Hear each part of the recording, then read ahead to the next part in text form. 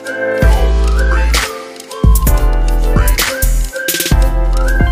Everyone, how are you? कैसे हैं आप सब? Today we will study about project appraisal techniques. Project appraisal क्या होता है, उसकी क्या क्या टेक्निक्स होती हैं। Our previous video we will study about the project and preparation of project, हम किस तरीके से कर सकते हैं। अगर आपने वो वीडियो नहीं देखी है तो उसका जो लिंक है वो डिस्क्रिप्शन के अंदर है, आप लोग जाके चेक कर सकते हैं। और अगर अभी तक आप लोगों ने चैनल को सब्सक्राइब नहीं किया है तो प्लीज़ चैनल को जाके सब्सक्राइब करें, बेल आइकन प्रेस करें ताकि जो सबसे पहले अपडेट है वो आप लोगों के पास आए। What is project अप्रेशियल?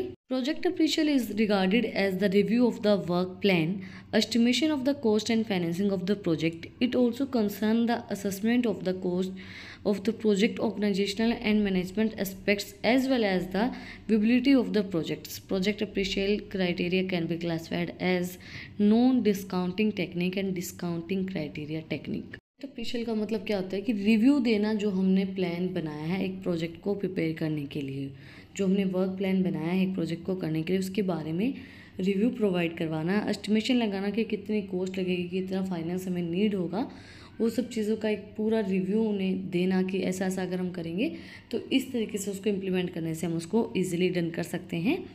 इसके अंदर कंसर्न किया जाता है प्रोजेक्ट जो हमारा ऑर्गेनाइजेशनल के अंदर आता है, मैनेजमेंट एस्पेक्ट्स किस तरीके से उसको मैनेज किया जाएगा, वो सारी चीज़ें। इसके बाद हमें क्राइटेरिया बताए गए हैं प्रोजेक्ट अप्रेशियल के। First was non discounting technique, second was discounting criteria technique. तो फर्स्ट है हमारा नॉन डिस्काउंटिंग टेक्निक, उसके अंदर आएगा अर्जेंसी, इमरजेंसी, इसको हम तात्कालिकता बोलते हैं, वैसे इसको अर्जेंसी बोला जाता है। According to the these criterion the project that are more urgent get preference over those that are less urgent. However one of the problem involves in using the criterions to be judged the urgency of any projects as decisions taken may be subject to the personal bias of the decision maker. In the view of these limitation, it should not be used for investment decision making.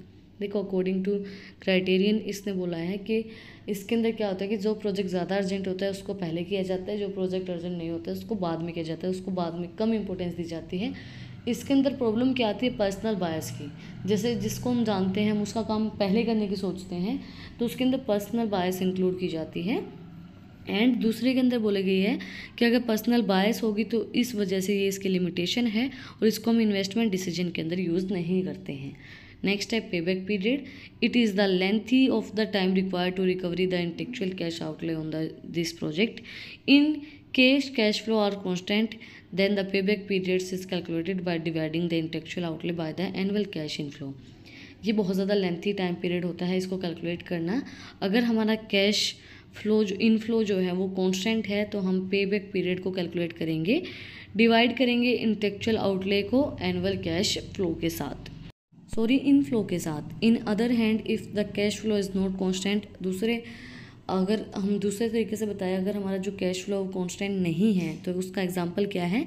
If A project involves a cash outlay Rs 6 lakh and generate cash inflow of the ₹1 lakh in the first year and 1,50,000 in the second year and 1,50,000 in the third year and ₹2 lakh in the fourth year, its payback period is 4 years. अगर हमारा cash outlay 6 lakh का है, generate किया जाता है, तो अगर पहले साल में हमें 1 लाख रुपए मिलता है, दूसरे में 1,50,000 मिलता है, तीसरे में भी 1,50,000 मिलता है, चौथे में 2 लाख मिलते हैं, तो हमारा जो पेबैक पीरियड होगा वो क्या होगा? वो 4 साल के अंदर हम अपने अमाउंट को पे कर देंगे। अगर हमारा कैश फ्लो कांस्टेंट नहीं है तो accounting rate of return. The accounting rate of returns or the simple rate is to measure the profitability which relates income to investment, both measured in the accounting terms as there are the various way of measuring income and investment. There are the larger number of measures for accounting rates of returns. The commonly used one are given. Accounting rate of return एक simple rate होता है measure करने के लिए profitable को और income of investments को, both measured in accounting term, दोनों को ही हम अकाउंटिंग टर्म्स के अंदर मेज़र करते हैं। तो इसके मेज़रमेंट के हमें तरीके बताए गए हैं कॉमनली यूज जो हम करते हैं। Average income after tax divide by intellectual investment, average income after tax divide by average investment, average income after tax but before interest divide by intellectual investment, average income after tax but before interest divide by average investment, average income before interest and tax and divide by intellectual investments, average income before interest and tax divide by average investment। ये हमारे commonly use किए जाते हैं average accounting rate of return को calculate करने के लिए। जितना ज़्यादा हमारा अकाउंटिंग रेट ऑफ रिटर्न होगा उतने ही ज़्यादा हमारा अच्छा प्रोजेक्ट होगा। इसको हम किस तरीके से इवेल्युएशन कर सकते हैं, इसके एडवांटेजेस क्या होंगी। It is simple to calculate, ये सिंपल है कैलकुलेट करने के लिए। It is based on the readily available accounting information, ये बेस्ड होता है जो हमें हमारे पास रेडी अवेलेबल इन्फॉर्मेशन उसके accordingly. And it considers benefits over the entire life of the project, ये कंसिडर करता है वो बेनिफिट जो हमें पूरी लाइफ के अंदर मिलेंगे उस प्रोजेक्ट से। And thought the income data of the entire life of the project is required, one can work out accounting rate of return even if the complete income data is not available by taken income from a typical year। अगर हमें पूरे income का data चाहिए एक project के अंदर पूरी life का, तो हम क्या कर सकते हैं, उसके ऊपर वर्क कर सकते हैं अकाउंटिंग रेट ऑफ रिटर्न के अकॉर्डिंगली कंप्लीट इनकम डाटा को करने के लिए। अगर हमारे पास अवेलेबल नहीं है income from a typical year, तो अभी हम अकाउंटिंग रेट ऑफ रिटर्न के अकॉर्डिंगली उसको कैलकुलेट कर सकते हैं। डिसएडवांटेजेस क्या होंगे इसकी, it ignores the time value of money.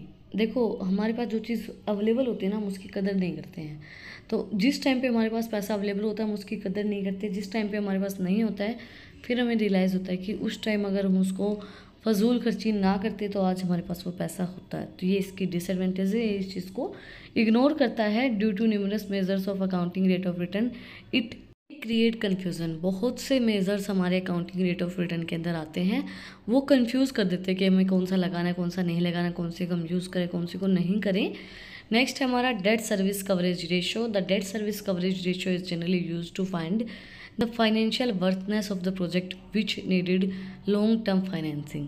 Date service coverage ratio हमारा बताता है, हम उसको यूज़ करते हैं फाइनेंशियल वर्थनेस को बताने के लिए कि कितनी हमें फाइनेंशियल नीड होगी अपने प्रोजेक्ट, हमारे प्रोजेक्ट को लंबे समय तक चलाने के लिए कितने फाइनेंस की हमें नीड होगी, वो चीज़ हमें डेट सर्विस कवरेज रेशियो बताता है। नेक्स्ट हमारी टेक्निक है डिस्काउंटिंग टेक्निक। इसके अंदर फर्स्ट हमारा दिया गया है NPV net present value. It is the difference in between the present value of cash inflow and the present value of cash outflow. NPV is use to analyze the profitability of an investment project in capital budgeting. The NPV analysis is sensitive to the reliability of the future cash inflows that investment project will yield. The formula of NPV is NPV sigma n t equals to 0 benefits minus cost divided by 1 plus r bracket close and t, and benefits minus cost bracket close के बाद भी t है, where r equals to discount rate, t equals to year and n equals to analysis horizon। NPV net present value हमें क्या बताता है, difference बताता है प्रेजेंट कैश इनफ्लो का और प्रेजेंट कैश आउटफ्लो का क्या डिफरेंस रहेगा, वो डिफरेंस हमें NPV नेट प्रेजेंट वैल्यू हमें बताता है। इसका फॉर्मूला हमने किया है sigma N T equals to 0 benefits minus cost T bracket में एंड 1 प्लस आर मतलब discounted rate and bracket close and फिर टी ईयर। इस तरीके से हम NPV निकाल सकते हैं। Decision making the expectables of prospective project depends on the NPV। If the NPV is positive prospectus project should be accepted. If the NPV is negatives, the project should probably be rejected because cash flows will also be negative।